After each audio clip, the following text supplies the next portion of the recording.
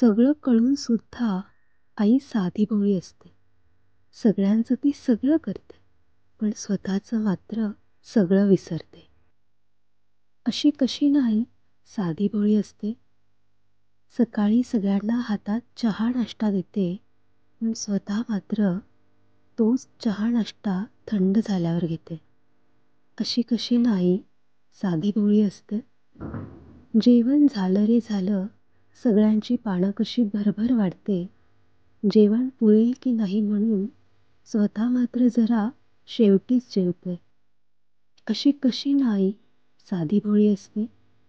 जगाच्या आजारावर तिच्याकडे हजारो औषधांची लिस्ट असते, पण स्वतः आजारी पडली की मला काही झालं नाही, मी बरी आहे, अशीच उत्तरं ती देते. अशी कशी नाही साधीभोळी असते? सगळ्यांच्या गोष्टी अगदी नीटनेटक्या ठेवते.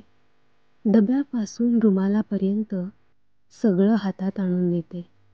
अशी कशी नाही साधीभोळी असते? देवासाठी ताजी फुलं पहाटे पहाटे वेचत असते, स्वतः मात्र सुकलेली फुलं केसात आनंदाने मिरवत असते. अशी कशी नाही साधीभोळी असते? सगळ्यांचे खडे बोल नेहमीच ऐकून घेते, आपलीच माणसं म्हणून ती क्षणभरच रागवते. अशी कशी नाही साधीभोळी असते?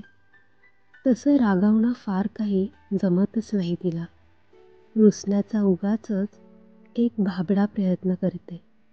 अशी कशी नाही साधीभोळी असते?